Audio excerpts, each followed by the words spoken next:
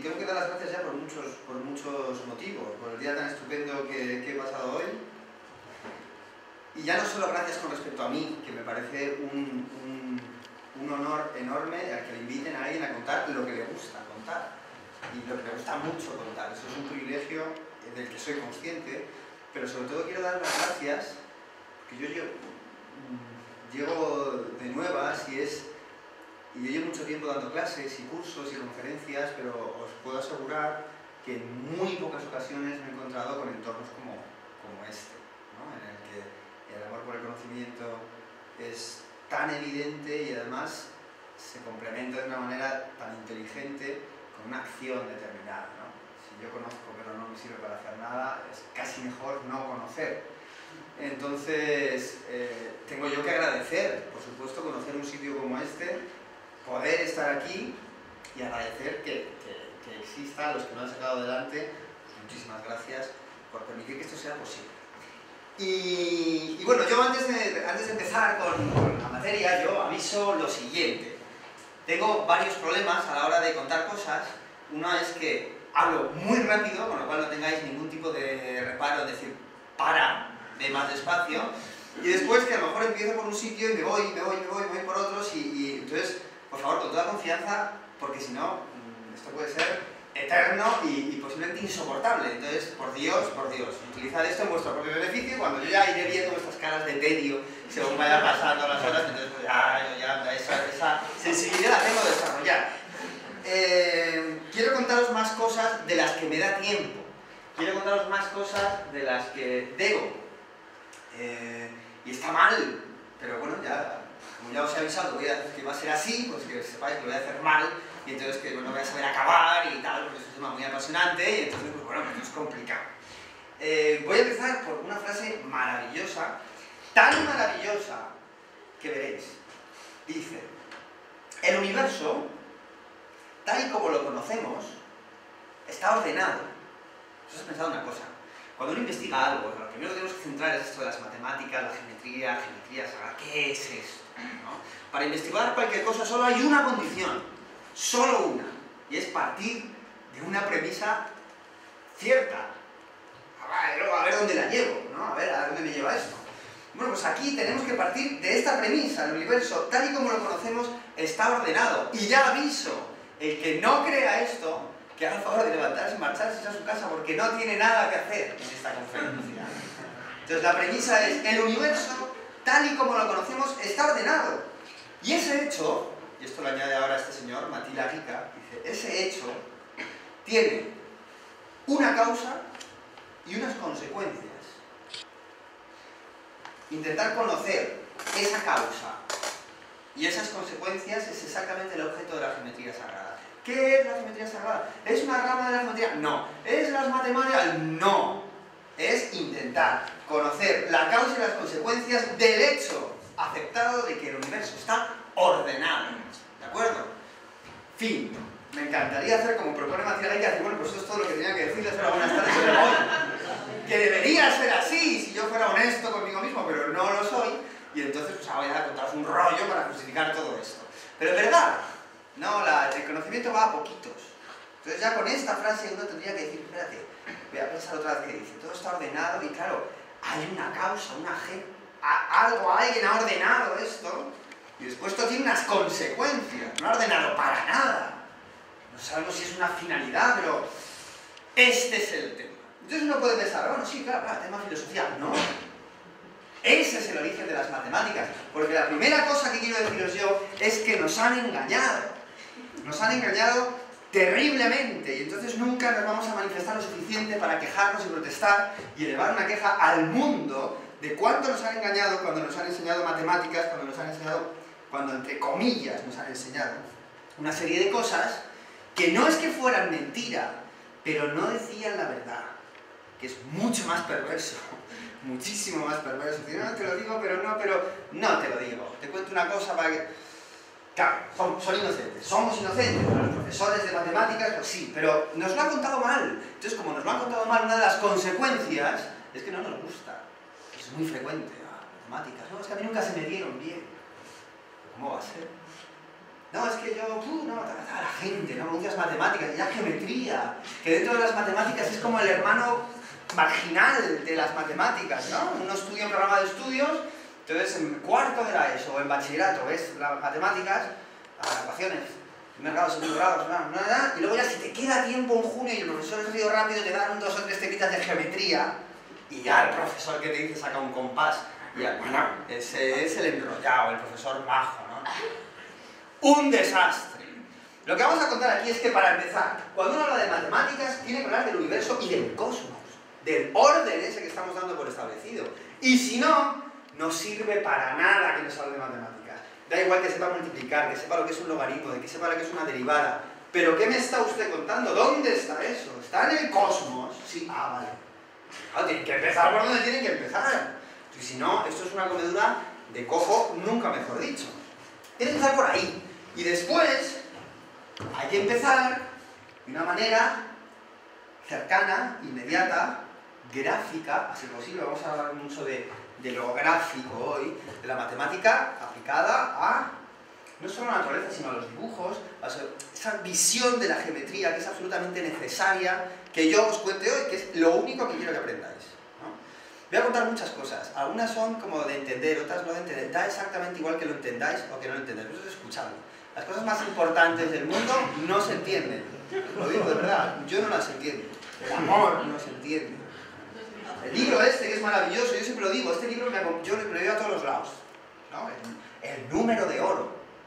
Yo no lo entiendo todavía muchas cosas, lo llevo años con él y hay muchas cosas que las vuelvo a leer, pero me da igual, lo leo otra vez porque sé que hay una verdad ahí, lo intuyo y digo, voy a leer más, a ver si algún día lo entiendo, porque las grandes obras y los grandes libros están hechos para que te acompañen, no para comprenderlos y ya lo guardo. Ah, es que otro concepto equivocado, libros, no, igual hay que leer 1 o 2, nada más. Bueno, el universo está ordenado. Podemos hacer un... así para que veáis. Bueno, esto es demasiado. Al revés igual. Había una combinación antes ganadora. Sí.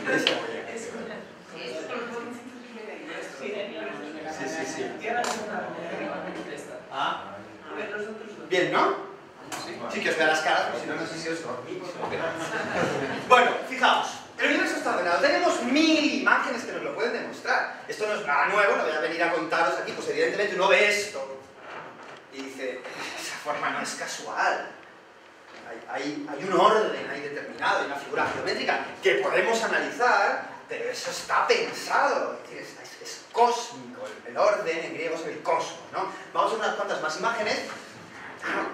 ¿Cómo va a ser casualidad? Unas leyes, una geometría, unos números, hay una manera, y esto lo produce la naturaleza de manera espontánea, no es un artificio del hombre. Es decir, yo creo que es muy fácil demostrar que el universo está ordenado, por eso digo que partimos de una premisa de, oye, esto es muy fácil, pasa más. Esto es la disposición de los granos de las pipas en el girasol, ¿no? Es bellísimo. Ya la propia pipa es una forma geométrica bellísima, pero esa disposición, bueno, esto sin comentarios. Pero podríamos hablar muchísimo, claro, fijaos, esto está hecho a maldad.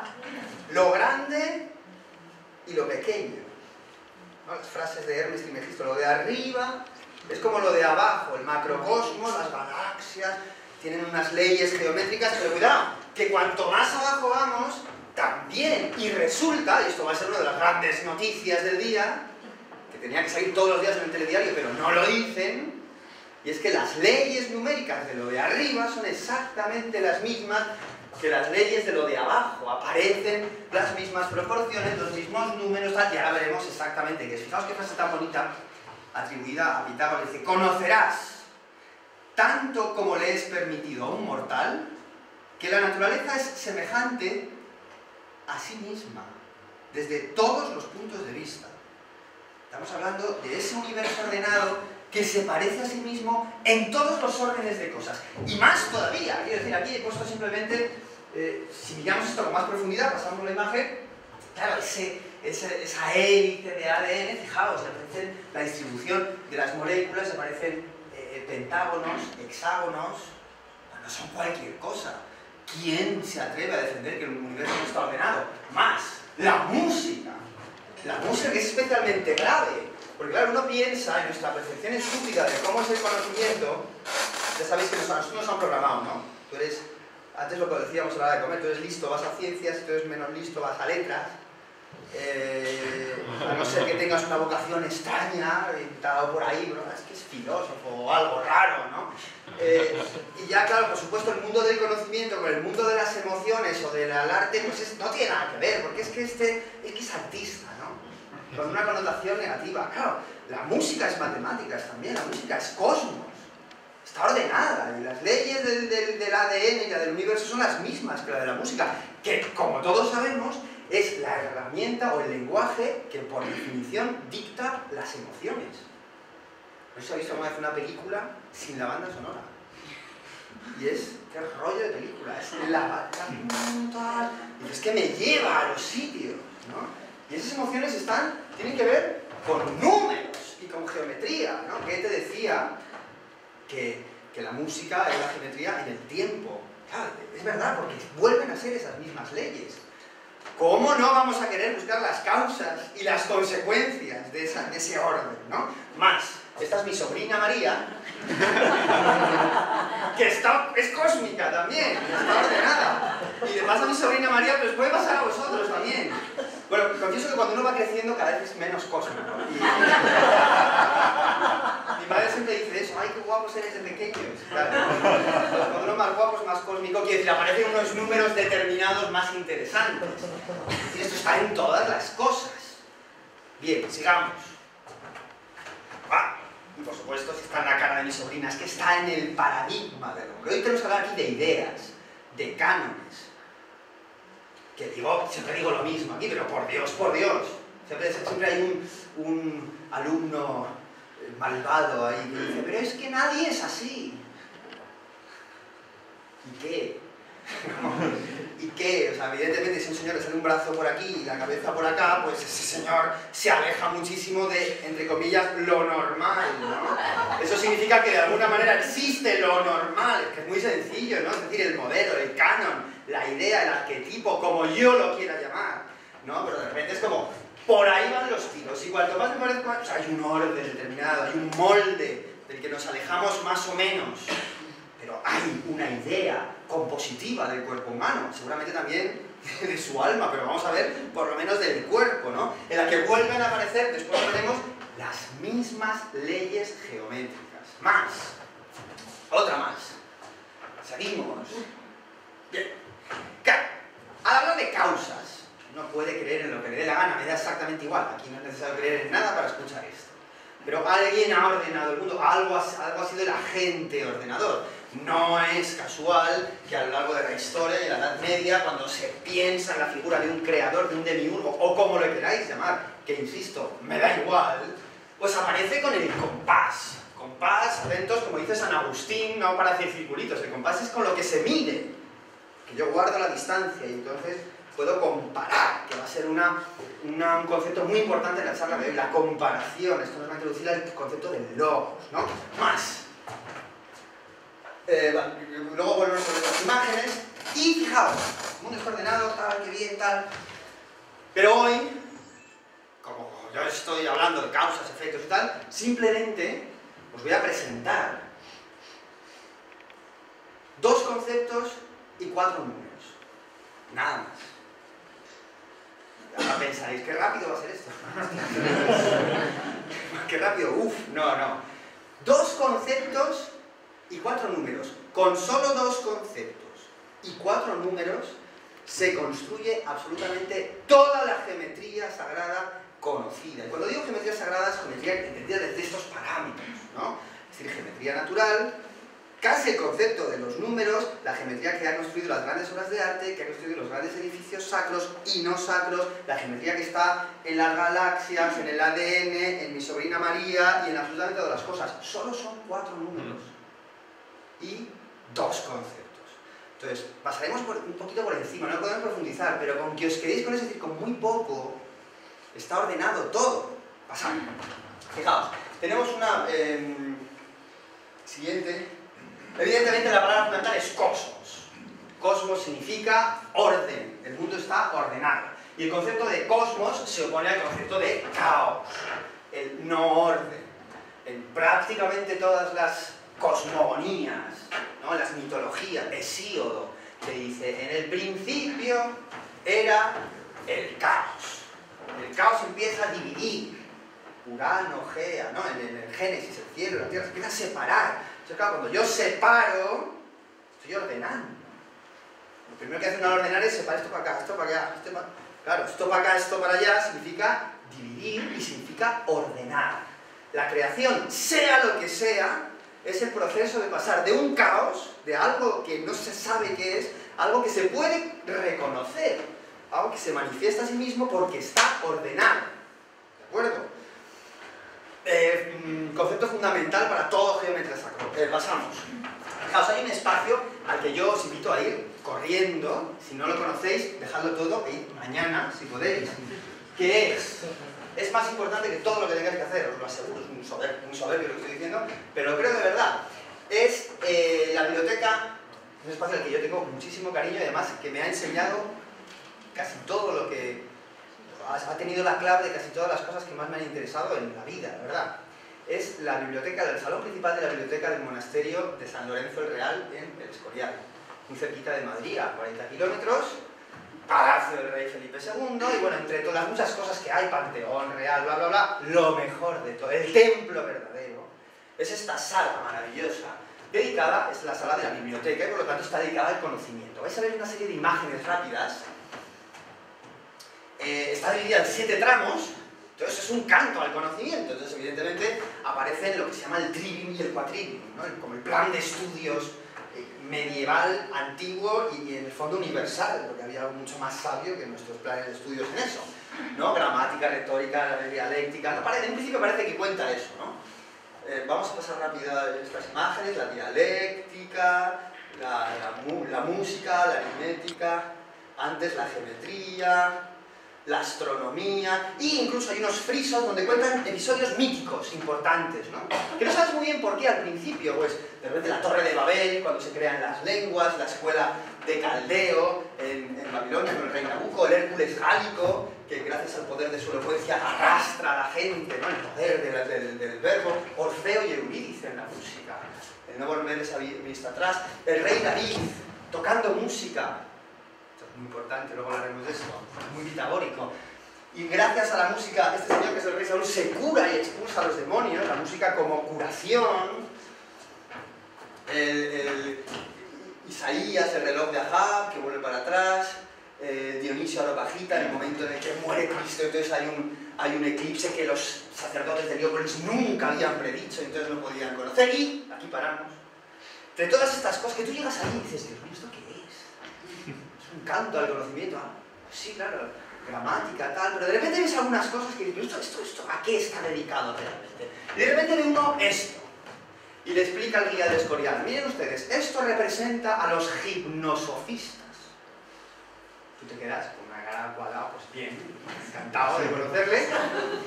Y bueno, pues muy bien. Y que sepan que hay muy pocas representaciones de los gimnosofistas, y te dicen que hay 3 o 4 en el mundo.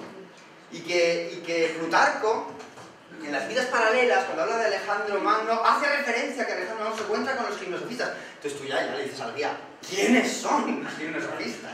Dígamelo. Y entonces te hace referencia siempre a San Jerónimo, ¿no? Que dice que los gimnosofistas eran unos sabios, ancianos, pobres, esto está medio leyenda, medio verdad, que venían de la India y que llegaron a las márgenes del río Nilo.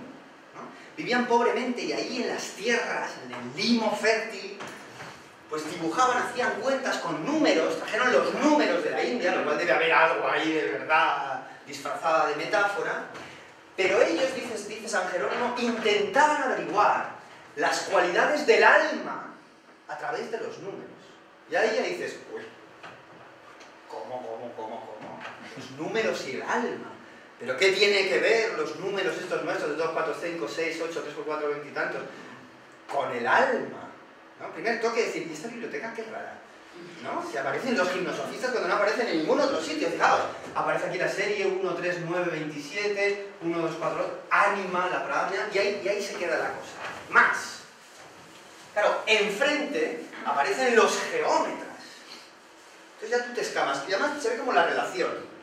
Los geómetras, dice el guía del Escorial, eran la primitiva orden sacerdotal del antiguo Egipto, que vivían en Heliópolis, que eran sacerdotes del dios Tot, que había revelado los números a la humanidad. Entonces era una orden sacerdotal, y se llaman geómetras, lo llamaron los griegos los geómetras, porque estos señores trabajaban una vez al año. Fantástico. Pero trabajaban en un asunto completamente sacro para el cual tenían que estudiar el resto del año. Y es muy bonita. El geómetra, literalmente, es el que mide la Tierra, geometría. Pues ¿cómo que mide la Tierra? Claro, es que estos señores medían la Tierra. Estos señores, todos los años, cuando el río Nilo crecía y anegaba todas las márgenes, ¿no?, borraba de los campos de cultivo todas las lindes de los terrenos. Entonces, cuando bajaba el agua, todo estaba cubierto por ese limo negro de la diosa Isis, ¿no?, que cubría todo, y entonces había que medir la tierra. ¿Para qué? Fijaos qué bonito. Para repartir a cada uno lo que le corresponde. La geometría, en su origen, tuvo que ver con la justicia. Ah, eso es otra cosa.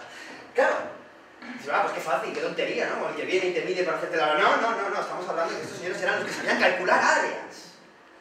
Cuidado, ya nos parecerá una tontería, porque hacemos todo con maquinitas. Pero entonces, no, esos señores... Y además es que era una cosa sagrada, era un rito. Nada de Diego, te mide, mire, esto para usted, esto para... No. Vamos a medir. Y vamos a que los dioses intervengan en este asunto, y con cuidado, y respetando, y haciéndole en la arena... Bueno, yo me lo imagino, ya a mí se me va, ¿no? Pero... yo me lo imagino perfectamente. Ay, esos hombres, ¿no?, que solo se les veía una vez al año, y lo hacían. Claro, si te mide la tierra tuya, tú luego entras y dices, es mi parcela, ¿no?, que me han medido. Maravilloso, ¿no? Total, la geometría, el geómetra, el que mide la tierra. Ahora volveremos sobre eso, pero eso en principio es el que sabe medir la tierra. Y de entre todos los frescos que hay en el Escorial, este es al que, cuando vayáis mañana, tenéis que enfocar vuestra atención. Aparece la reina de Saba, de estirpe cainita, y aparece el rey Salomón. Están discutiendo, haciendo referencia a ese pasaje de la Biblia, en la que la reina de Saba se enteró que el rey Salomón era muy sabio, y entonces fue a hacerle unas preguntas. Que claro, nos parece muy normal, pero no tiene nada de normal. Una reina en Etiopía que dice, hay un rey muy sabio, voy a hacerle preguntas, que es un símbolo de muchas cosas muy complicadas. Y lo cierto es que, bueno, pues, lo representan, es un pasaje bíblico, en el Escorial, pues vale, pues tiene sentido, pero el puñetero del que diseñó el programa iconográfico dice, no, vamos a dar pistitas.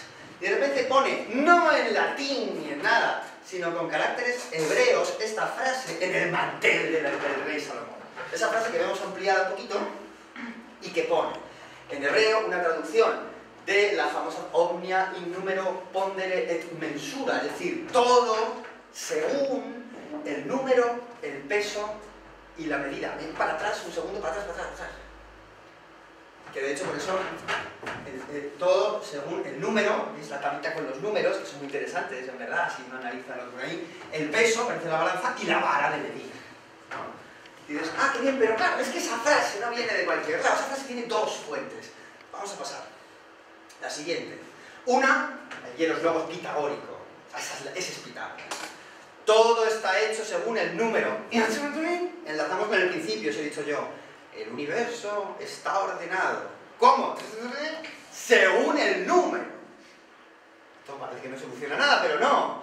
Quien hizo todo esto tuvo en mente, o en alma, o yo qué sé, el concepto de número, que no es el que nosotros pensamos. Ese es el engaño. Ahí nos han engañado. No es lo que nosotros pensamos. Para nosotros los números son 1, 2, 3, 4, 5, 6, 7, 8. Te lo enseñan, ¿no? Bueno, ahora veremos, ¿no? 2 manzanitas, 2, 3 manzanitas, 3. ¿No? Para contar, cuantificable, ¿no? Para contar manzanas o dinero, ¿no? Pero claro, no era eso. En su origen, el número es un concepto simbólico y sacro. Y sagrado, completamente sagrado. Y ahora veremos qué forma tiene. Pitágoras de Samos va a ser el padre de la geometría sagrada tal y como la conocemos. Todo lo que yo os cuente y os pueda contar, en un 80% es pitagórico. ¿De acuerdo? Cualquier geómetra sacro, este es su maestro original. Existiera o no existiera, me da exactamente igual. Veis aquí a Pitágoras, en la escuela de Atenas, ahí en el Vaticano tenemos una ampliación, que fijaos, es un guiño estas pequeñas puñetitas de la historia del arte que son muy interesantes. Porque ves a Pitágoras aquí rojo, así, morenito, que está escribiendo, tiene unas cosas, y pasa la... Que por cierto, está haciendo un análisis, aquí aparece la Divina Tetratis, 1, 2, 3, 4, una especie de prototipo de escala musical, porque que sepáis que Pitágoras no se dedica a inventar teoremas, era músico. Pero no músico de que... Claro, otro concepto equivocado. Músico de manera elevada, el señor curaba con la música. Esta cosa que parece que la han inventado, la musicoterapia. Es más antiguo que la tos, claro. Y fijaos, ¿recordáis el gimnosofista que hemos visto antes?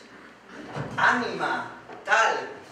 Claro, este Tibaldi vio lo de la escuela de Atenas y cuando Pitágoras de repente dijo, no, vamos a hacerle al gimnosofista este que está con lo de... Vamos a hacerle como Pitágoras, a ver quién se da cuenta. Es verdad que se ha dado cuenta muchísima gente porque luego el propio Juan de Herrera lo escribió y entonces se representa al gimnosofista cómo se representaba Pitágoras, tal, cuando Pitágoras, aparece una vez, era Pitágoras, aquel gimnosofista. Bueno, todo empieza a cerrarse, ¿no? ¿Seguimos? Entonces todo parece que nos lleva a Pitágoras y Pitágoras nos lleva a Egipto. El origen de la geometría, ya hemos visto los sacerdotes, los gimnosofistas que acabaron en Egipto. La cosa está en Egipto, la gran revelación a los hombres de cómo ha surgido ese cosmos, según la tradición heliopolitana, evidentemente está en Heliópolis, Egipto. Por eso tenemos que hacer reverencia a este dios. Para los egipcios, este dios es el dios Tot, que es un dios con cabeza de ibis, muy importante en la creación, extraño. Se corresponde en las mitologías más conocidas con Mercurio, con Hermes, Mercurio como dios de la elocuencia, del conocimiento, de los números, etc. Este dios, en todo interesante, además patrón de la ciudad de Hermópolis y de Heliópolis, que es donde estaba la orden sacerdotal, donde estudió Pitágoras, supuestamente, es al que se le atribuye, la siguiente imagen es más bonita, ¿no? Es al que se le atribuye, esto ya poneos en situación, al que se le atribuye el hecho de haber revelado a los hombres el secreto de la creación del cosmos.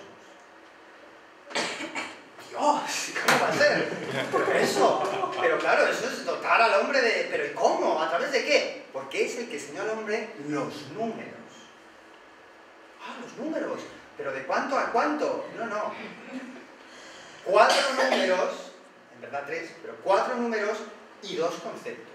Entonces lo que yo os voy a contar aquí, que lo cuento aquí de cualquier manera, un viernes por la noche, no sé, cada uno tiene su vida, tal, no sé qué. Esto era una cosa que se contaba después de no sé cuántas semanas de iniciación y de pasar las canutas y de ayunos y de cosas, porque era una verdad revelada. Porque el dios Tot se lo había contado de una manera secretísima a los hombres, porque es que ahí está el secreto del asunto.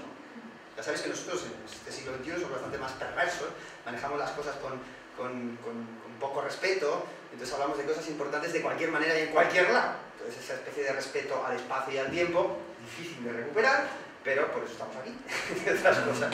Entonces, la ley de la geometría. Primero, la forma sacra por excelencia, entonces es el círculo, porque el círculo es la unidad.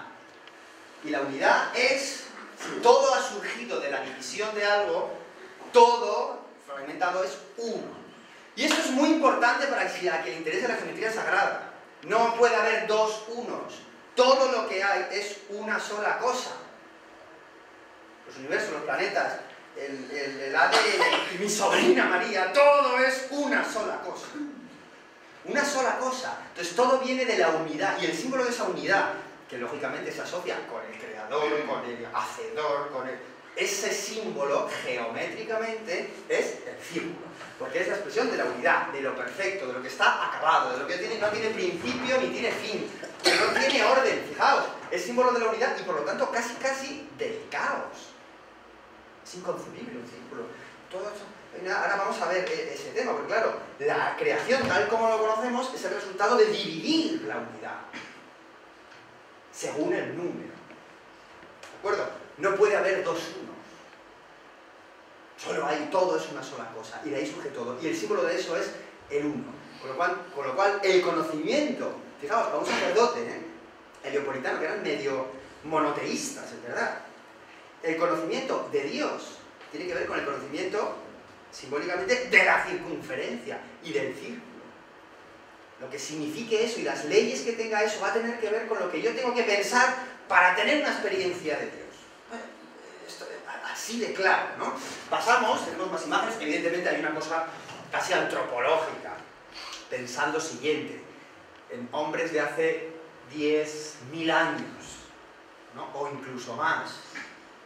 Yo vivo, me muero, pasan los años, existe el tiempo, existe la vida, existe la muerte, pero hay unas cosas que gobiernan mi vida, es el sol, los astros, ¿no? El sol y la luna. Si no hay sol, no hay vida, no puedo ver, no hay nada, dependo completamente. Cuando el sol sale más o menos, mi vida cambia radicalmente, las estaciones, la caza, la vegetación, todo depende de ese astro, que es circular. Y que hace una trayectoria circular. O sea, asociar el círculo a lo divino, es que es difícil no hacerlo, quiero decir, de manera intuitiva, por observar la naturaleza. Exactamente igual pasa con la luna, ¿no? Es normal y es ejemplar. Y por eso en todas las mitologías va a aparecer esa figura circular. Siempre que veáis algo, casi todos los símbolos sacros se pueden envolver en un círculo. Es normal, porque están haciendo referencia, desde un punto de vista de otro, a la divinidad, como es lógico. El círculo, entendido, primera forma sacra. Yo, ¿cuánto me gustaría que hoy, después de esta pequeña charla, o mañana o pasado, algún día, escogéis un compás de esos que de tu hijo, del colegio, no sé qué, de repente, pusierais a hacer circulitos o cosas, porque es un acto absolutamente trascendente, ¿verdad? Es simplemente una circunferencia. Mucho. Bueno, como figura sacra, todos la idea de unidad, vamos a pasar esto rápido, no nos interesa, y llega la idea de número. Esa unidad va a ser fragmentada. Y dice Pitágoras, como en el mantel del rey Salomón, ¿no? Todo está hecho según el número, el peso y la medida. Lo primero es el número. ¿Qué demonios es un número? ¿Es una cantidad de cosas? Bueno, la respuesta es no. También puede ser una cantidad, pero no es solo una cantidad, ¿no? La palabra número en griego que llaman aritmos, que por cierto conecta con la palabra ritmo, que es especialmente bonito, tenemos que separarla hoy también aquí definitivamente de esta palabra espantosa, que es cifra. Cifra, ¿no? Entonces, porque yo ahora os digo el número 2 y pensáis inmediatamente en el maldito patito del número 2. Y os digo el número 4 y os imagina el 4. Entonces asociamos el número a la cifra. Y eso es lo primero que tiene que hacer alguien que se dedique o que le interese la geometría sagrada. Un número no es una cifra. Como mucho, os permito que si os interesa la geometría sagrada, el número sea una forma geométrica que cuenta muchas más cosas simbólica y metafóricamente que la maldita cifra, ¿no? Entonces hay que pensar que los números no son cantidades y cifras, es otra cosa, son símbolos. Símbolos de muchas cosas en distintos órdenes de cosas, ¿no? Entonces, buenas las cifras, vivan los números. A esto me refería, ¿no? La típica ficha de colegio. A ver, niños, infantil, ¿no? Vamos a aprender los números. 1, 2, entonces una pelota, barrio sésamo, ¿no? 3 pelotitas y tal, ¿no? Entonces, pues claro, esto, para un geómetra de Heliópolis, es un pecado mortal. ¿Cómo que 1? Teniendo en cuenta que 1 es lo absoluto, la totalidad, el Dios creador, todo junto, y de repente 2 y se sale otro creador, ¿de dónde? Otro universo. ¿Entendéis que no puede ser? Claro. 2, no puede ser que yo cojo un 1 y pongo otra cosa igual. ¿De dónde me la saco? Pero no venía todo de la unidad. Claro, no, es una locura. No, parece tontería, pero nosotros estamos enfermos de esto. Esto cuesta mucho entender la geometría sagrada por culpa de esto, sí. Dime. Sí. ¿Por qué no a alguno le pones un 0? Bueno, son palabras mayores, sí. Luego hablamos del 0.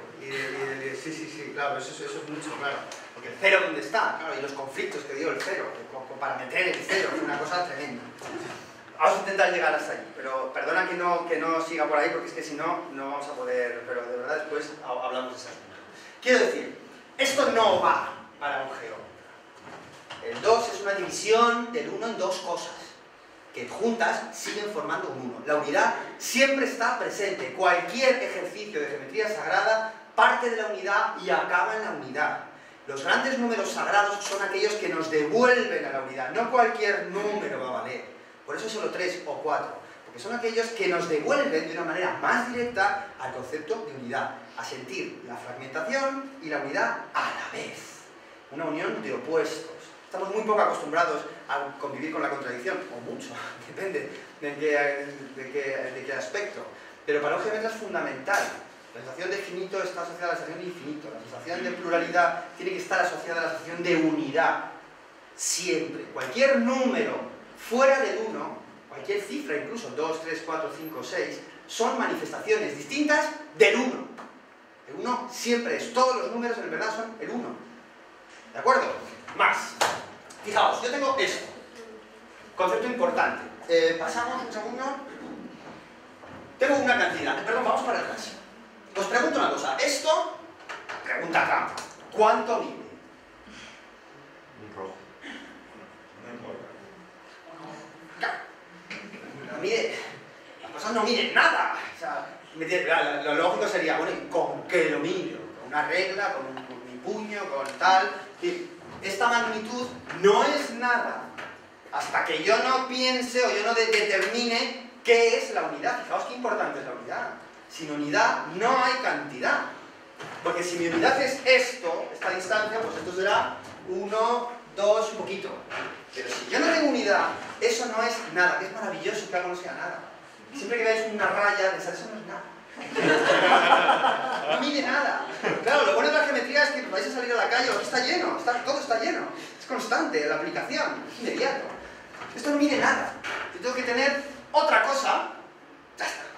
Y cuando tengo otra cosa, aparece el primer concepto, la primera revelación de Tot. El logos. O, traducido de una manera sospechosa, como la razón. ¿No? La razón.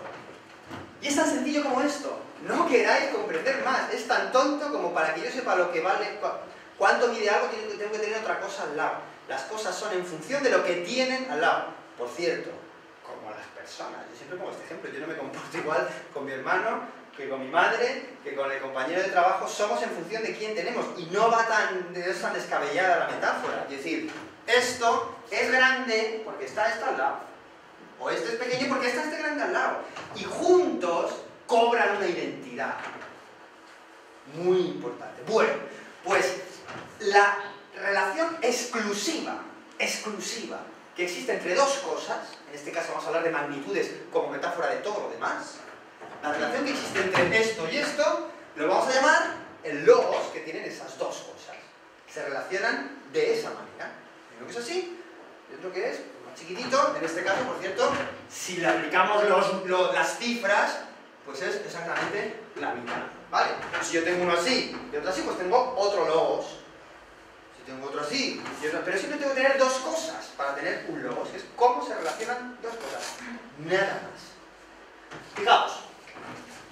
Tengo parejas de cosas, ¿no? Entonces, esto se relaciona con esto de una determinada manera, esto se relaciona con esto de la misma manera. Pues no, porque es como un poco, fijaos, este es como 2 veces, este es un poco más pequeño, aquí hay otro logos. Lo que os pregunto es, ¿existen ahí, de las parejas A, B, C, D, E, F, G, H, existen 2 parejas que tengan el mismo logos, que se relacionen igual? Hombre, pues mirad, está bastante, ¿no? Porque es como, sí, la manera de relacionarse entre dados se parece mucho a esta, es como el doble. Y efectivamente, si lo medimos, es el doble. Y esta también, esta para nada, esta tiene un logos rarísimo, ¿no? Pequeñísimo. Y esta, cuidado. Esta también, en el fondo, lo que pasa es que al revés. Bueno, ya hablaremos de logos y otras. Vale, logos. Primer concepto revelado por todos. Más, analogía. Es decir, analogos, mismo logos. El logos aparece cuando hay 2 cosas que se relacionan, pues así, tal cual son. Cuando yo tengo una tercera cosa que se relaciona con esta, igual que esta se relaciona con esta, tengo una analogía. 3 elementos y un solo logos, este con este y este con este. Uno puede decir, oye, ¿y este con aquel? Por ahora, olvidaos de eso, vamos en secuencia. Eso es una proporción, algo proporcionado. Estamos muy equivocados. Algo proporcionado es esto. Para que haya una proporción y algo sea proporcional, tiene que haber tres elementos. Tres elementos y un solo logos. Solo uno. Cuando eso ocurre, algo es proporcionado. Y fijaos cómo es la geometría sagrada. Porque ¿cómo puedo saber yo que tres elementos que tengo están proporcionados? Fijaos qué ejercicio tan bonito, es el primer ejercicio y el más elemental de geometría sagrada. ¿Qué figura geométrica? Fijaos, tres cosas distintas unidas por una sola cosa. O sea que en el fondo es como simplificar. La belleza y la sencillez siempre van a estar de la mano. En la historia del arte es evidente. ¿Qué forma? Bueno, pues por ahora, como solo hemos visto una forma que es el círculo, que es lo que devuelve la unidad, seguramente el círculo tenga el secreto de la proporción. Y el círculo como elemento mágico, como elemento creador, como símbolo de la unidad, de Dios, seguramente es la figura que me permite medir que tres cosas diferentes estén unidas bajo un mismo logos. Y la prueba es la siguiente, un poquito más adelante, esa es. Esto lo podéis comprobar siempre que queráis. Si queréis saber si tres magnitudes son proporcionales, componer la pequeña y la grande así, hacer el círculo justamente que pasa por el medio. Esa, esto y esto son proporcionales. Esto es un ejemplo muy claro de cómo se utiliza, por ejemplo, la figura del círculo en los ejercicios de geometría sagrada. Siempre unifica, hace que las cosas se equilibren, tiende a la sencillez, al regreso a la unidad. Bueno, el círculo es la unidad. Con lo cual, esa armonía, lo proporcionado va a estar en la base de lo bello. Cuidado, sabes que para los griegos lo bello se mide. No es me gusta, bueno, me gusta, no. Con números. Eso es bello y eso no. Eso está proporcionado y eso no. ¿Por qué? Porque la unidad no interviene. Y cuanto más cerca y más presente esté la unidad, más proporcionado va a ser y más hermoso. Cuidado, que la estética antigua es bellísima. Vamos para atrás un segundo. Y simplemente, esto lo comprendéis o no, me da igual. Yo os lo cuento y algo os quedará. Algún día, yo que sé, recordaréis, ah, mira, aquel señor que nos dijo esto. Fijaos, esto es una proporción. ¿Por qué? Porque la relación que hay entre este y este, y que no se sabe, es un número raro, es la misma que entre este y este. Es decir, si yo pusiera este y este así juntos, hiciera la circunferencia y donde se tocan, sería exactamente, o sea, la circunferencia los unifica y por lo tanto forman una proporción. Si yo diseño una casa con estas proporciones, o una ventana, o un traje, o un ser humano, me va a quedar bien proporcionado, ¿no? De hecho, bueno, está como bien. Bueno, pues una proporción cualquiera es áurea. Aquí me pongo nervioso porque esto es lo más importante que yo sé. Lo digo así de verdad. Es lo más importante que yo he conocido. Una proporción es áurea. Solo tiene que cumplir esta pequeña estupidez. Que aparte de que el logos entre esto y esto sea lo mismo que entre esto y esto, que dicho en términos de cifras, es que si divido esto entre esto me da lo mismo que si divido esto entre esto, evidentemente, pues esa proporción, que ya es proporcional, ya es una cosa proporcional, hay una analogía, es áurea cuando el grande, además de cumplir eso, es la suma de estos dos. Que si pongo este aquí, como lo veis aquí, me da ese. Que fijaos, en el fondo es el colmo de la sencillez.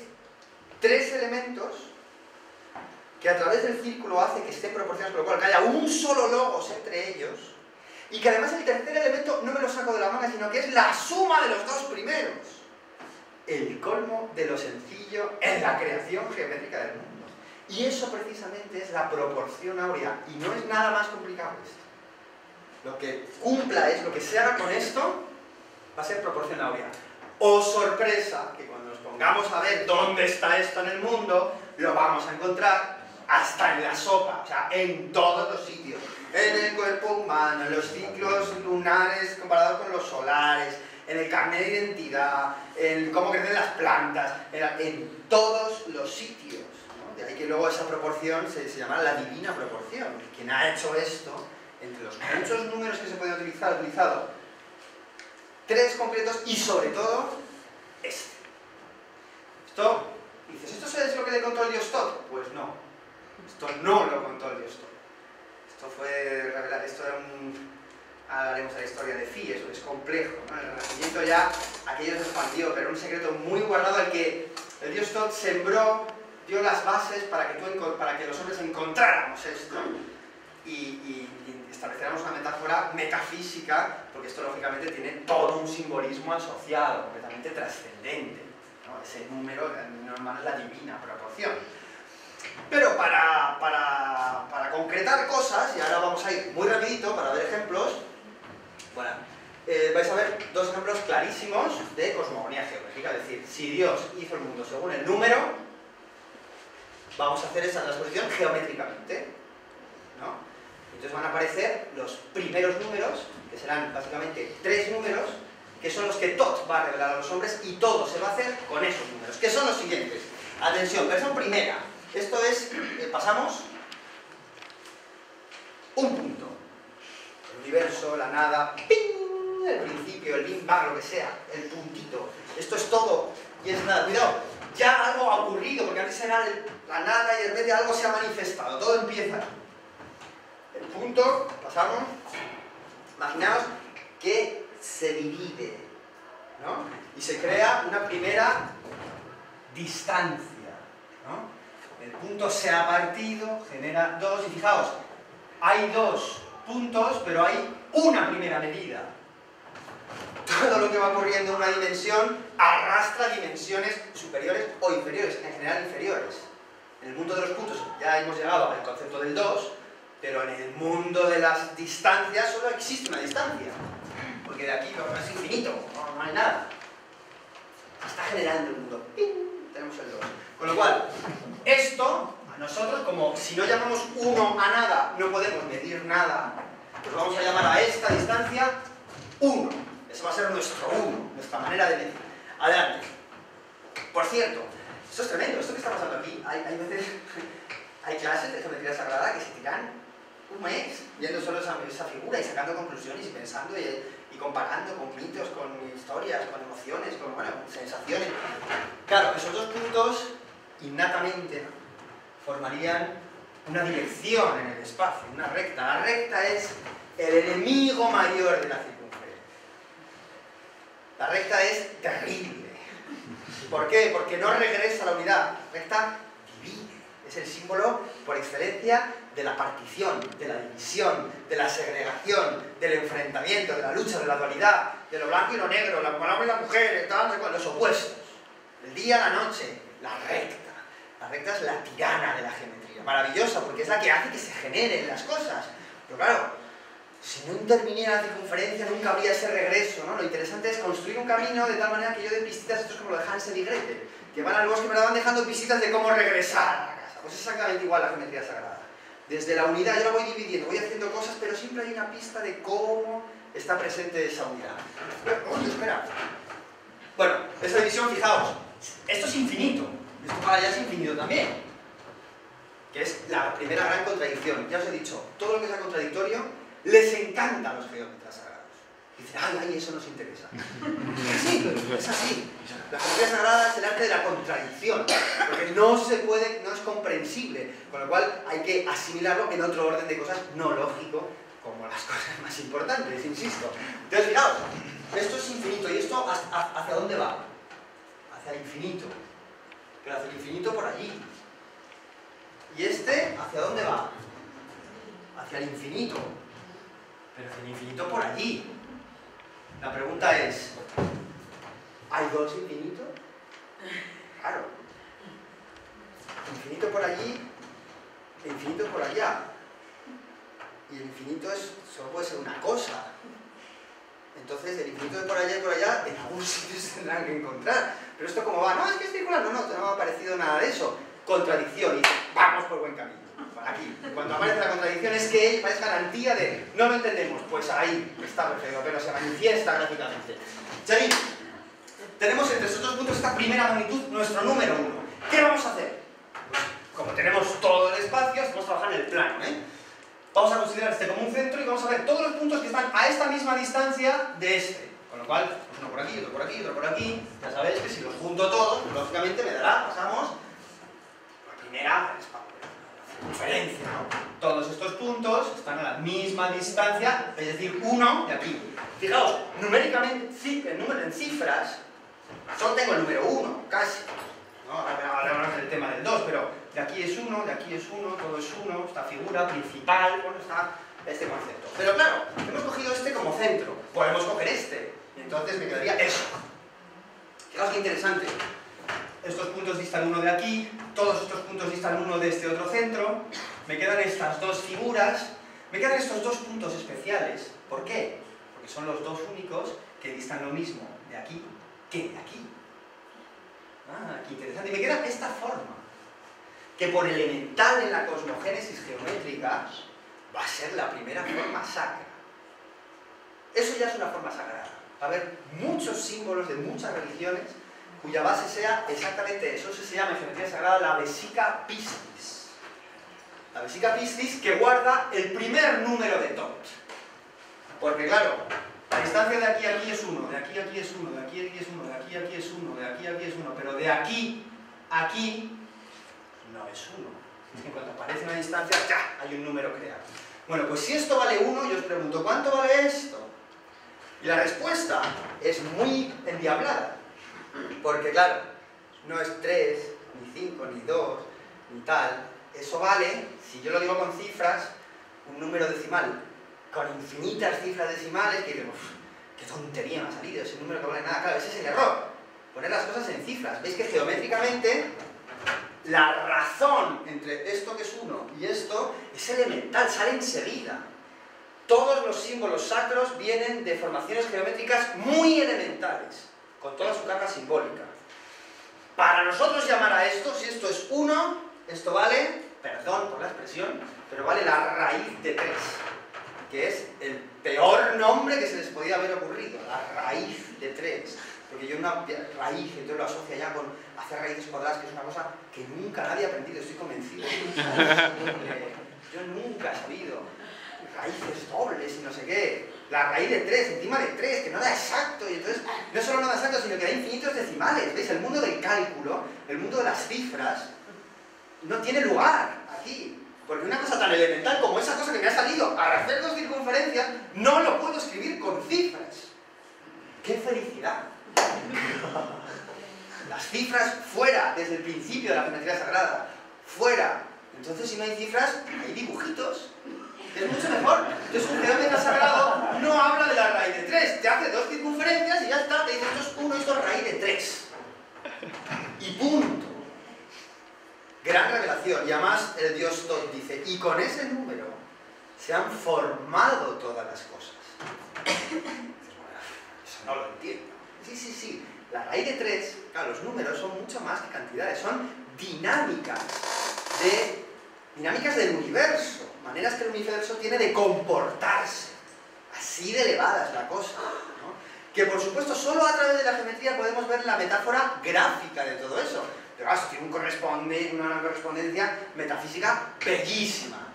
Fijaos, 1 raíz de 3, vesica piscis, más, vemos imágenes. Esa es la vesica preciosa.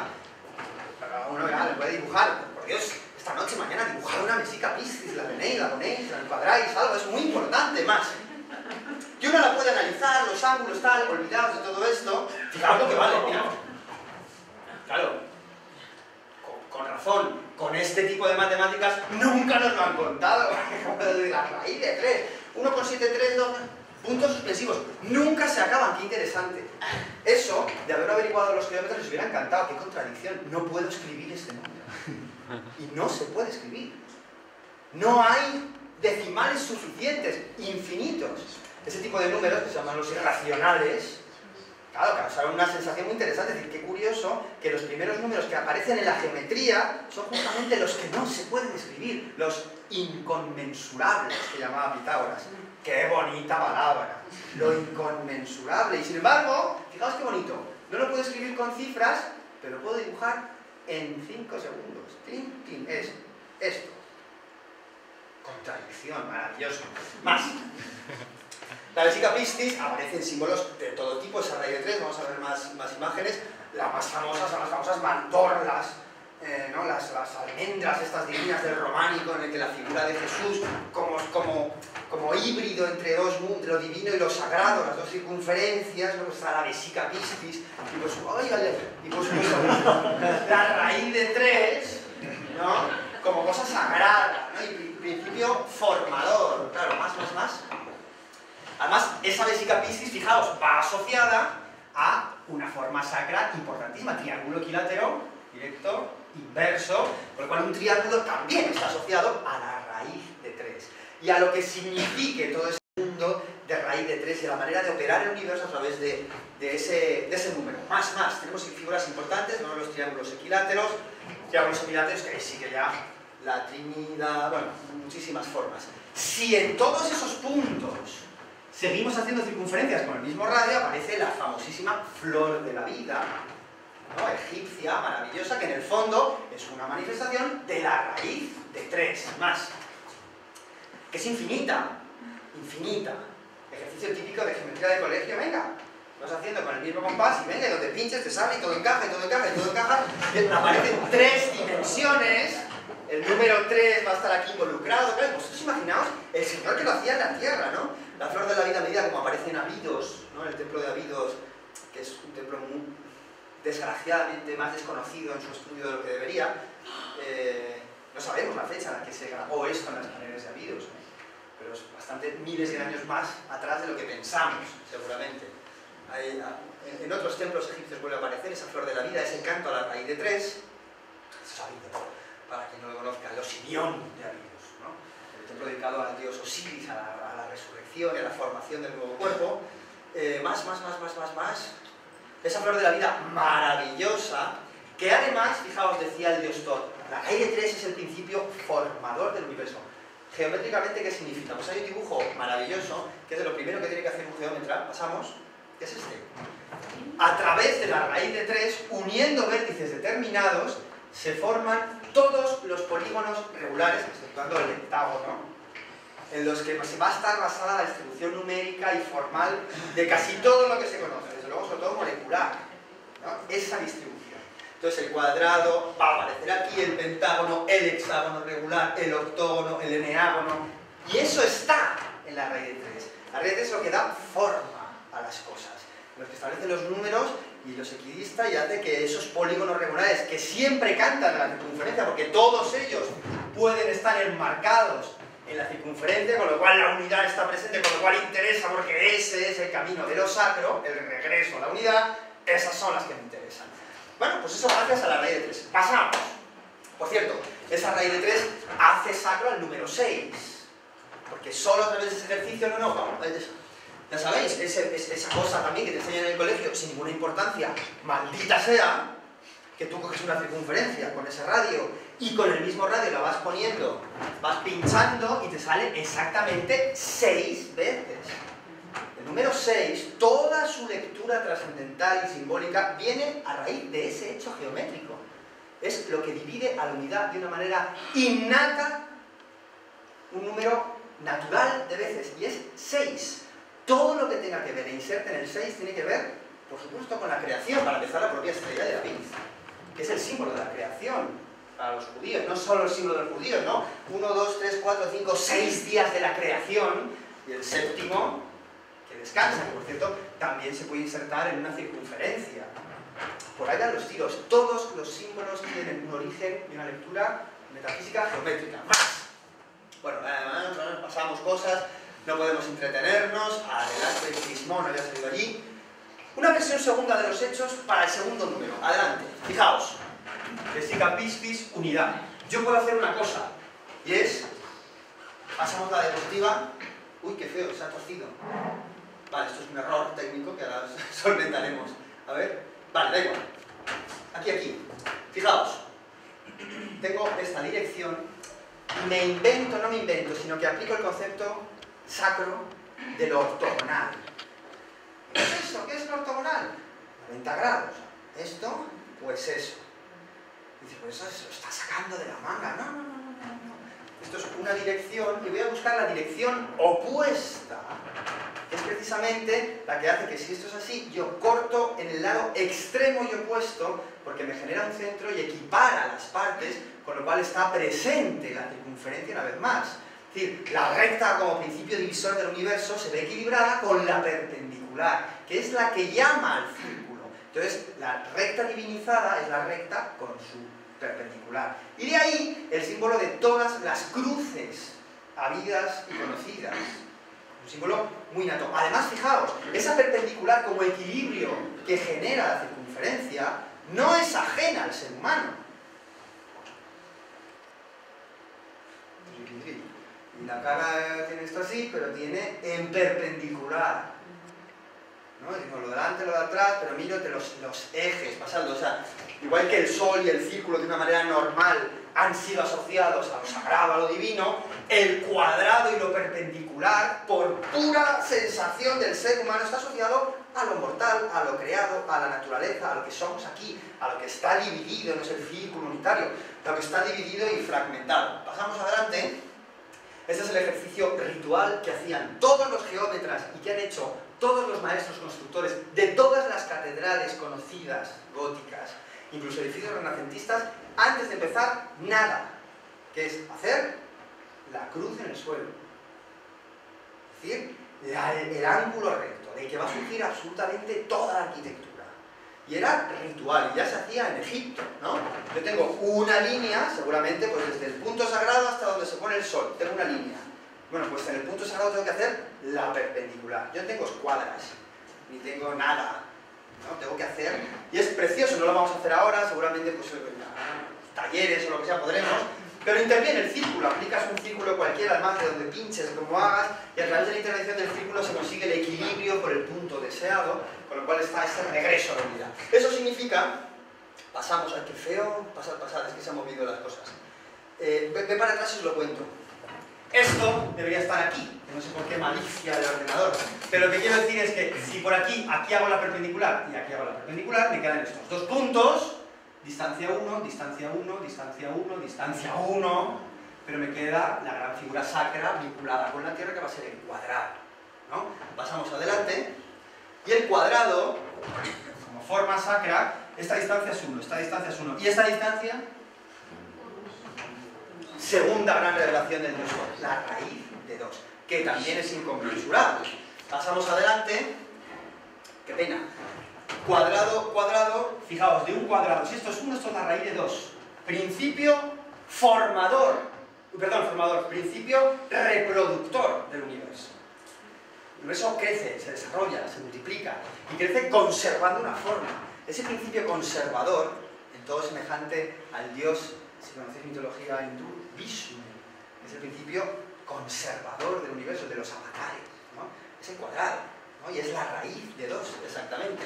Esta raíz de 2, que es esta distancia, que si la pongo con cifras es insoportable, pero que sin embargo, pasamos adelante, me ha salido de una manera facilísima en toda esta cosmogénesis geométrica. Pero me ha salido el tercer número y ya hemos completado.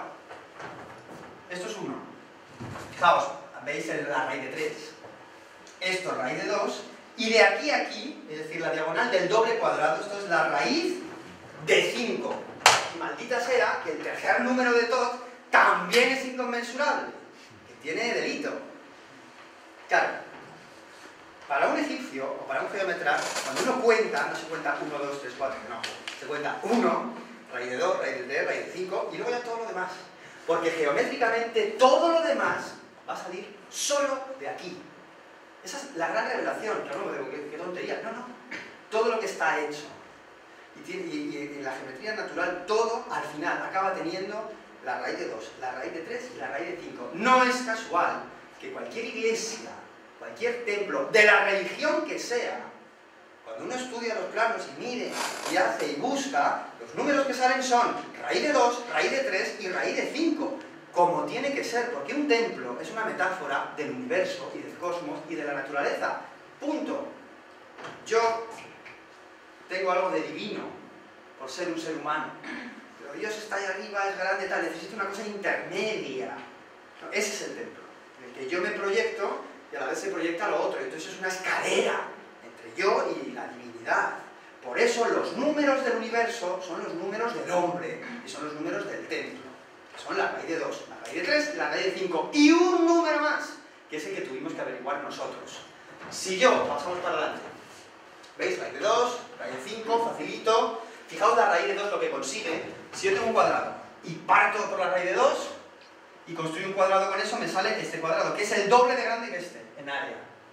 Y si con esa diagonal hago el otro cuadrado, consigo este cuadrado grande, que es el doble en área que este. cortando duplico, eso es la raíz de 2. Y conservo la forma. Ya sabéis, yo siempre pongo el ejemplo, es muy importante. Vivimos con la raíz de 2. Esto no es un foro, es una cuartilla, pero también este formato es un rectángulo raíz de 2. Por una cosa que nos parece estupidísima, pero que es muy sagrada. Y es que si yo doblo así, me queda la misma razón. Yo puedo reducir a la mitad, al doble, ¿no? De DIN A4 a DIN A3, de DIN A3 a no sé cuántos. Eso solo es gracias a que si esto es 1, esto vale raíz de 2. Porque si no, al doblar me quedaría otra forma. Si se conserva la forma, ¿veis la raíz de 2 por dónde va, no? Conserva la forma, pero se reproduce, agranda. Claro, el universo funciona así también. Es alucinante medir las formas y las direcciones y las distancias de las raíces de las plantas.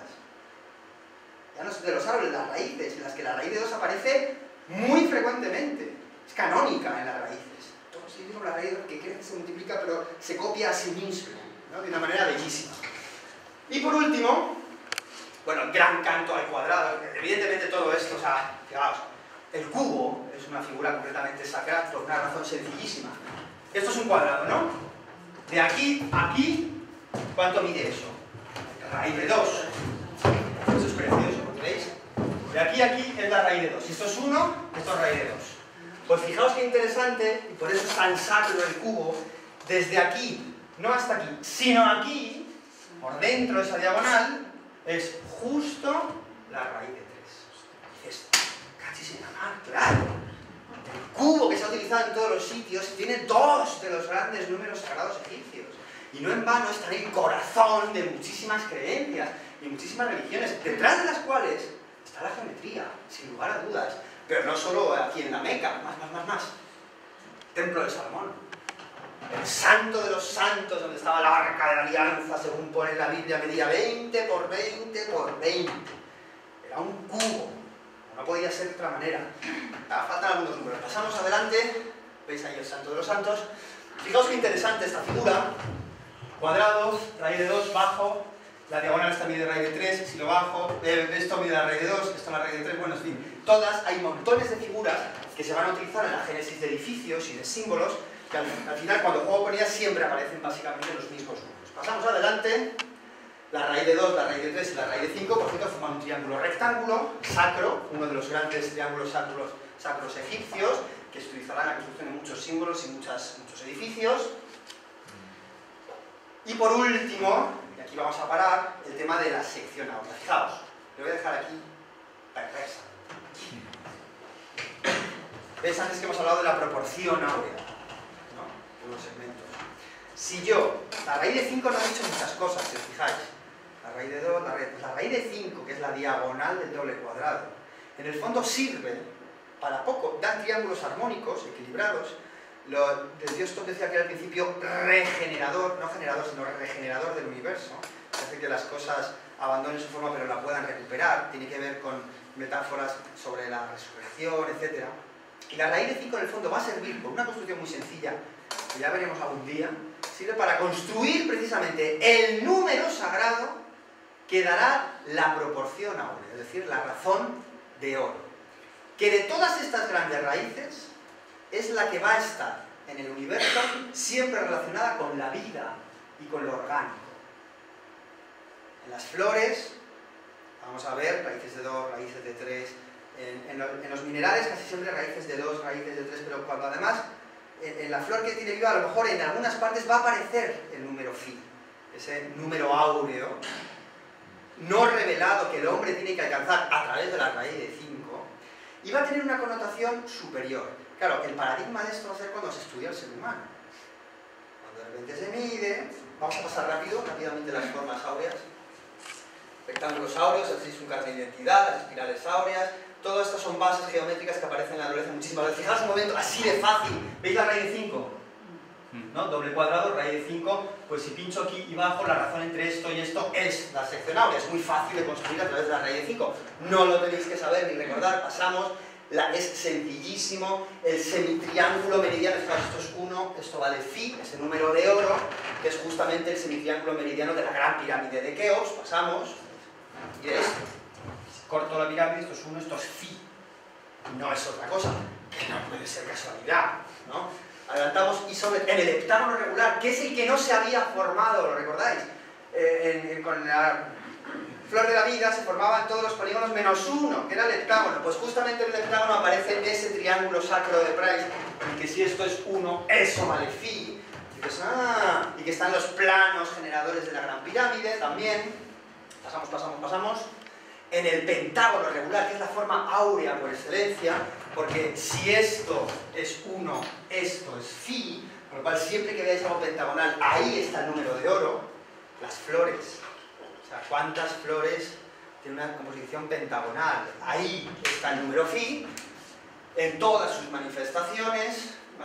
Pasamos adelante y sobre todo, sobre todo en el hombre, ¿no? El hombre es el dueño morfológico del número sagrado de oro, que es la consecuencia de todas esas raíces que han formado todo, pero que se trasciende a través de ese número áureo, ¿no? Ya sabéis, en este dibujo de Leonardo, totalmente simbólico, que es con el que ahora me gustaría acabar, en el que esto es una ilustración del libro de Vitruvio, un libro del siglo I, un tratadista romano de arquitectura, ¿no? Que escribe un libro de arquitectura, bastante más complejo de lo que parece, lo escribe en el siglo I para el emperador Augusto, pero eso desaparece y se pierden las ilustraciones. Cuando se aparece, entre comillas, pero bueno, se reedita el Tratado de Vitruvio, ya estamos en el Renacimiento. Es un texto interesantísimo, sin imágenes. Y en el libro primero hay un pasaje en el que empieza a decir: el hombre es el único ser creado que cuando se pone en pie y abre los brazos, su altura es igual que su anchura de dedo a dedo, con lo cual significa que puede encajar en un cuadrado. Pero sin embargo, y su centro, por cierto, ahí son, si hacemos las diagonales, los genitales. Ese es el hombre como tierra, como materia, como naturaleza, el 4 y la naturaleza. Sin embargo, cuando el hombre abre las piernas tal, si hacemos centro en el ombligo, puede estar insertado en una circunferencia. Y el cabrito de Vitruvio no dice más. Pero claro, para un geómetra cualquiera dice, lo que me están diciendo es que el hombre tiene esa dualidad. Es círculo y es circunferencia. Es decir, es creador y es creado, es materia y es divinidad. Es las dos cosas, ese ser híbrido que participa de las dos cosas. No, ese concepto crístico en el fondo. Pero no solo eso, claro, esto lo dice Vitruvio. Todos los que sabían dibujar en el Renacimiento, tratadistas, se ponen a ilustrarlo, ¿no? Hombres de Vitruvio hay muchísimos. ¿Por qué conocemos este? Primero porque es de Leonardo. Y después porque solo este cumple, qué listo señor, solo este cumple una cosa, que es lo del número de oro. Pensad que Leonardo es el que había ilustrado el famoso libro La Divina Proporción de Luca Pacioli, que habla precisamente del número de oro. De toda la altura, el ombligo está justo en el punto áureo, en la sección áurea, en esa proporción áurea. Es decir, que el lado del cuadrado y el radio del círculo están según una proporción áurea. Es decir, que el número metafísico, simbólico, trascendente, que une lo divino con lo humano, el número del hombre en esa concepción del lugar del hombre en el universo, es precisamente el número phi, que no solo aparece ahí, sino que va a aparecer hasta en mi sobrina. ¿Veis lo de la sobrina? Es exactamente la descomposición ahora de la cara, de las manos, de los brazos, o sea como sea, el patrón del cuerpo humano se ha hecho con ese número, que es el que está en la base metafísica de la unión de la circunferencia con el círculo, es decir, de la trascendencia. Por eso va a ser el número sagrado. Eso va a ser el gran número de oro. El resto de las cosas estarán hechas con la raíz de 2, con la raíz de 3, incluso con la raíz de 5, pero en cuanto aparece el número phi, eso alcanza un grado muy superior. De hecho, cuando uno, en las grandes edificaciones, los grandes templos de la historia, es muy bonito el Escorial. Mañana cuando vayáis en el Escorial, según entras solo te encuentras raíces de 2, raíces de 3, y sabes, mira, claro, raíces de 5, pero según te vas acercando a la parte más sacra, de repente empieza a haber ya raíces de 5 divididas entre 2, y ya en lo más sacro es donde aparecen los números áureos perfectos, es decir, el número de oro, porque es la parte trascendente, la que hace que el hombre sea círculo y cuadrado a un mismo tiempo, ¿no? Ahora simplemente para terminar, y ahora hacemos unas cuantas ciclos de preguntas, vais a ver imágenes Aquí en lo alto.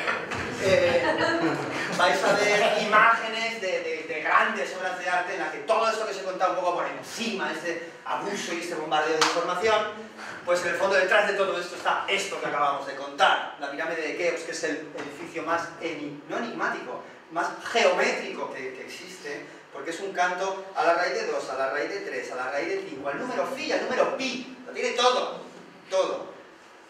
Yo no sé lo que pensáis. A mí ya el tema de no, es que es casualidad, porque no va a ser casualidad. ¿Has visto ese montón de piedras? No, porque es que no casa exactamente, porque pero si es que han pasado miles de años. Con que se acerque un poquito a mí ya me vale. Es ese rigor, ¿no? de arquitectos. Pedantes es horrible. Venga, más. No sé. Todos los esquemas del género humano. De Durero, de Alberti, de Antonio Moro, todos los que han hecho un esquema de Fidias, de Policleto, de Praxíteles, todos. Aparece siempre, la veis. Bueno, da igual, Policleto, siempre relaciones entre esto y esto, número de oro, entre esto y esto, número de oro, todo, allá donde fragmentes, ya sabéis, en la mano, ¿no? Bellísimo. La relación entre esto y esto es la misma que entre esto y esto, es la misma que entre esto y esto. Y es el número phi. De hecho, esto más esto tiene que ser igual que esto. Y al que no lo tenga así, pues un poco de forma.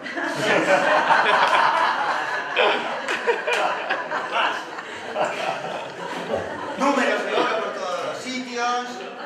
Venus de Milo, estamos hablando de las grandes obras de la humanidad, no más. Esto puede ser infinito. Fijaos, siempre particiones áureas, en todas las series, phi cuadrado, phi cubo, phi a la cuarta, siempre ese número de oro en la figura humana. La figura humana es un templo. En sitios desconcertantes, como en este Santa María del Naranco, en Oviedo, no sé si lo conocéis, prerrománico asturiano, que uno dice, pero ¿cómo va a ser en el siglo IX en Asturias? ¿Quién sabía lo del número phi? Claro, en Atenas, pues sí, ahí está, áureo como vamos, una cosa tremenda, influencia bizantina. Ahí es donde se sabe que fueron los maestros bizantinos que eran los que escribían el número phi.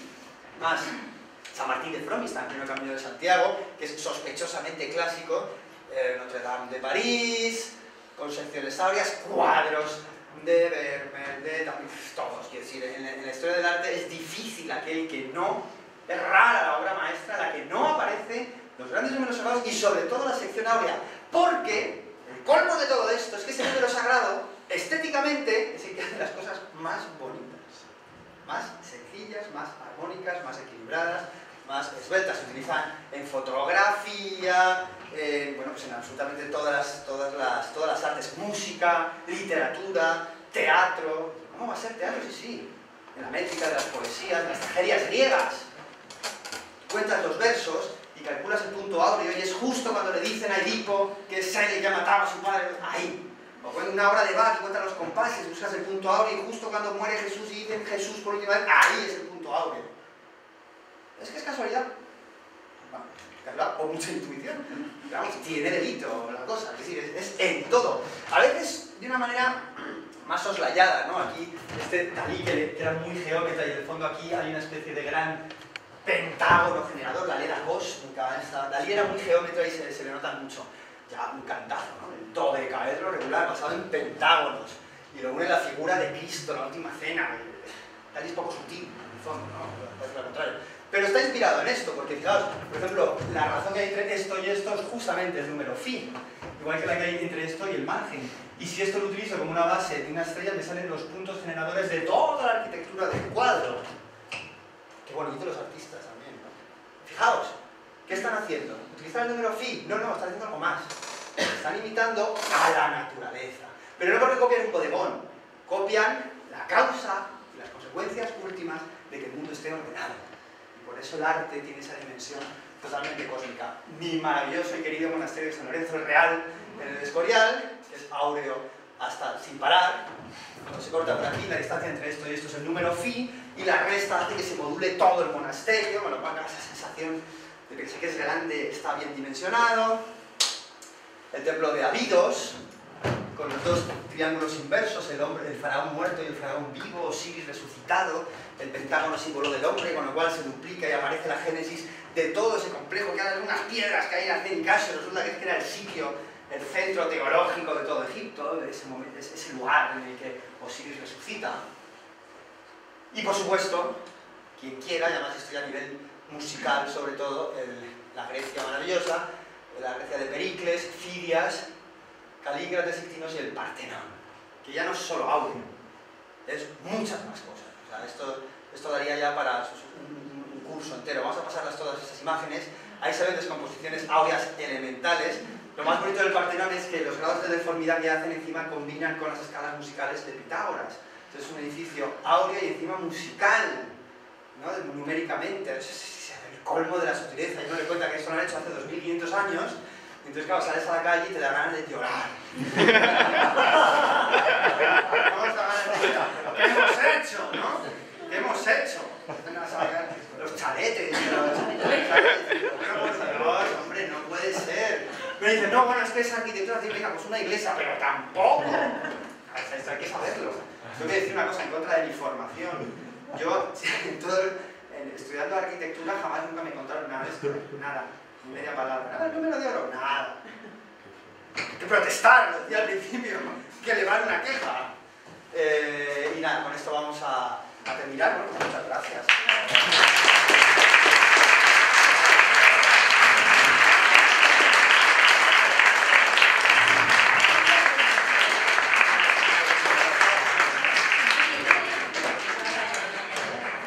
Si alguien tiene o quiere hacer alguna pregunta, pues adelante. Ah, el cero. El cero.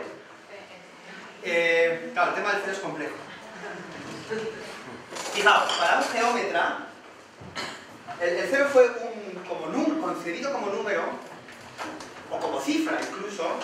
Ya sabes que causó una polémica teológica tremenda. Los monjes de la religión no querían meter el cero, porque el cero, claro, si el número se entiende como un símbolo, como una entidad metafísica, el cero es el símbolo de ¿qué? De la nada. ¿Pero cómo va a ser la nada? ¿No? En la zarza ardiente Yahvé dice, yo soy el que soy. O sea, es. No puede haber algo que no sea, ¿no? El que no es diabólico. San Bernardo de Claraval tiene escritos enteros en contra del cero. ¡Que no metan el cero! ¡Es el demonio! ¡Es lo que no es!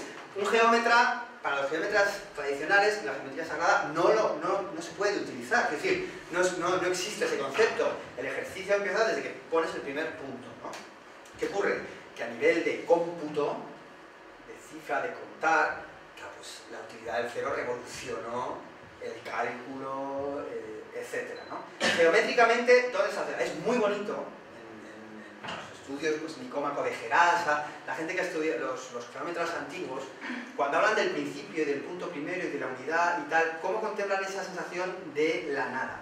Y para ellos no es que no hubiera nada y de repente hay un punto, no es que del cero se parte de la unidad. Ellos hablan del caos y el orden, es decir, el caos no es que sea el cero, sigue siendo todo, pero no está manifestado.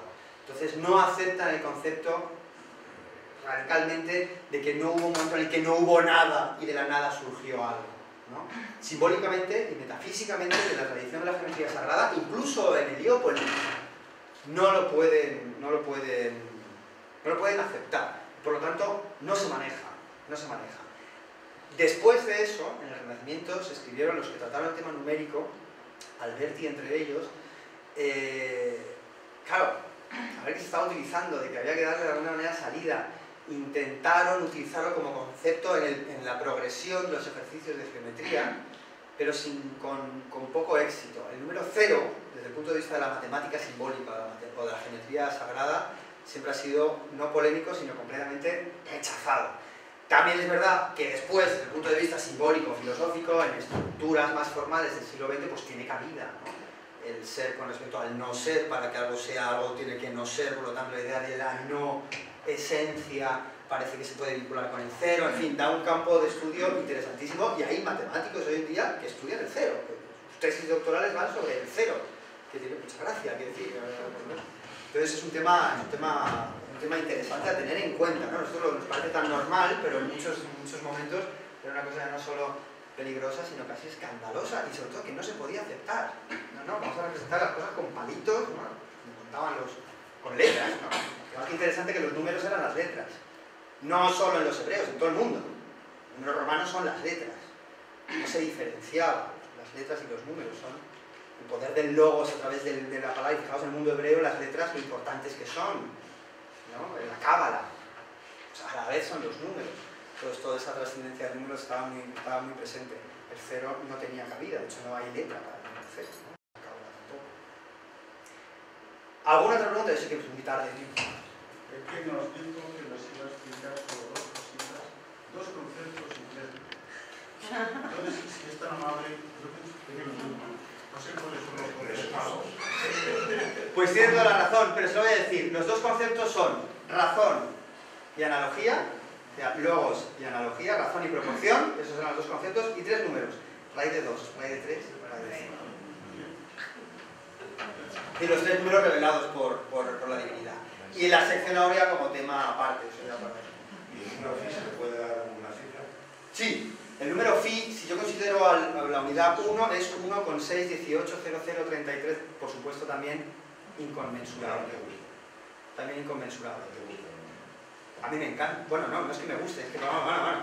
Claro, la razón directa, la razón inversa sería exactamente 1 menos 0,618. Es que claro, luego, matemáticamente, cuando lo multiplicas, lo divides, le haces perrerías, cumple todas las condiciones. Aparte de trascendente y simbólico, es que realmente es excepcional. Sus formas, etc. Sí. Yo es que me perdí. No me extraña. Y no sé de dónde salió phi. Mira, phi sale... Ay, que iba a pintar aquí, pero fijaos que desastre. Mira, es muy fácil. Esto es un doble cuadrado. Cuadrado, 1, raíz de 2, esto es el doble cuadrado. Aquí aparece esto, que es la raíz de 5. ¿Ves? Pues si en vez de coger la raíz de 5, esto es muy fácil, ejercicio. Esto vale ¿cuánto? Con lo cual, ¿esto cuánto vale? La mitad de la raíz de 5, ¿no? Raíz de 5 partido por 2. Pues si yo esto lo bajo, lo vamos a tener aquí, para un momento, Fran, por favor. Más a la más. Pasa todas las formas. Ahí, el anterior, fíjate. Raíz de 5. Esto es la raíz de 5 medios. Pues si yo esto cojo y lo bajo, hay que saberse esta construcción, la razón que hay, si esto vale 1, esto vale 1 con 6, 18, 0, 0, 33, bla, bla, bla, bla, bla. Es decir, si esta es la longitud de una persona, aquí está su primo, según los cánones. Por eso el tercer número de Todd es como tramposo. Te lo da, aparte de para componer y metafísica, para conseguir la sección áurea, que no fue revelada según esa tradición evolutiva. La sección áurea, lo bonito que tiene, parece una cosa muy complicada, es que al hacerlo es lo más sencillo del mundo. Los ejercicios geométricos más sencillos son siempre con la sección áurea. Además, si la manejas, todo lo que haces y te sale vuelve a aparecer constantemente ese número. Por eso la unidad está muy presente en todas las composiciones áureas, por eso es tan bonito. Porque todo, hay mucha diversidad y una sensación de unidad global bellísima, que es la que da el número phi. Pero bueno, se podría decir que la naturaleza construye con ese número. Sin duda. No solo con ese, ¿eh? No solo con ese. Construye con todos estos números sagrados.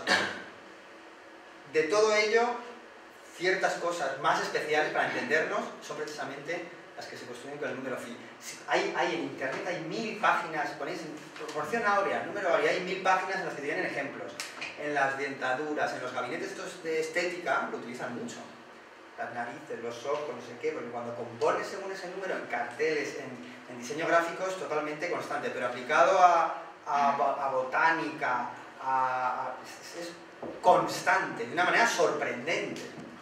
De ahí que lo lleven la divina proporción. Pero sobre todo adquiere, a partir del Renacimiento, ese grado superior por relacionarlo con la figura del hombre como centro del universo. Claro, como ser completamente dual. Es el número, por definición, es el número del hombre.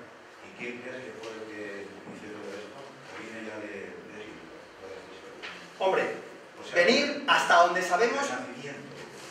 ¿Quién empezó? Claro, mira, hasta donde sabemos, en Egipto ahí está el arte egipcio que testimonia que ahí se sabía, ¿no?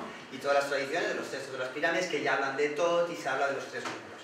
Fíjate, Pitágoras no lo dice, no lo menciona jamás. Jamás. Él solo trabaja con números naturales, 1, 2, 3 y 4, la tetratis, y con eso construye la música. porque lo conoce sin duda alguna. Pensad que el símbolo de los pitagóricos tenían tatuado un pentalfa, es decir, una estrella de 5 puntas, que como habéis visto tiene el número phi, conocía exactamente esa razón. Pero, claro, es un concepto del conocimiento que nosotros hemos olvidado.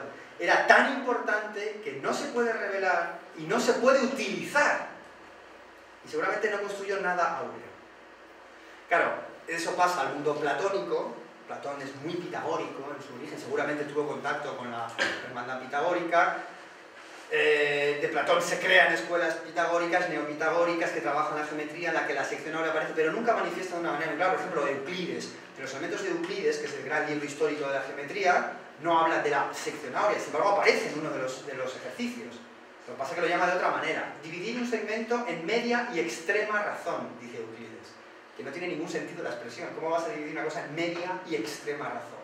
Y es la sección áurea camuflada. Siempre ha estado como ese carácter esotérico de vamos a reservar este conocimiento para solo algunos. Donde la cosa se desata es en el Renacimiento, donde ya aparece el primer tratado concreto de la Divina Proporción, que es el de Luca Pacioli, que ilustra a Leonardo da Vinci. Y a partir de entonces, siglo XVI, XVII, en todos los sitios, siglo XVIII desaparece, en el siglo XIX se olvida. Y los primeros geómetras que han hecho, Matila Pica, compañía, que han empezado ya, finales del XIX, principios del XX, a rescatar la idea, oye, que es que hay un número, que todo el arte responde a ese número, que el esquema humano, que los tratados, que Vitruvio, que Euclides, que es que todo el mundo está hablando de este número indirectamente. Y hoy en día ya es una cosa conocida, no valorada siempre en su justa medida, porque es más allá de un número excepcional que tiene propiedades geométricas bellas. Tiene una lectura metafísica muy compleja y muy bella. Pero sí, claro, y fue el propio Luca Pacioli en el siglo XVI el que lo dijo, no, esto no es una proporción cualquiera, es la divina proporción. Lo que Dios ha hecho, no el mundo, sino la manera de que el mundo tiene de regresar a él. Es el número de la trascendencia, por eso es el número del hombre. Es la clave entre el creador y lo creado. Me pongo nervioso al decir estas palabras, es muy importante. Ahora ya, a casa. Muchas gracias.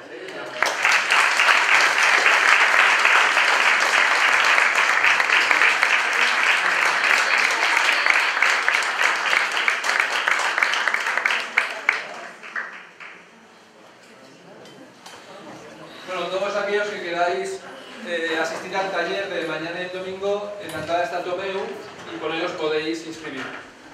Entonces mañana y pasado sabremos algunas cosas más, o mejor.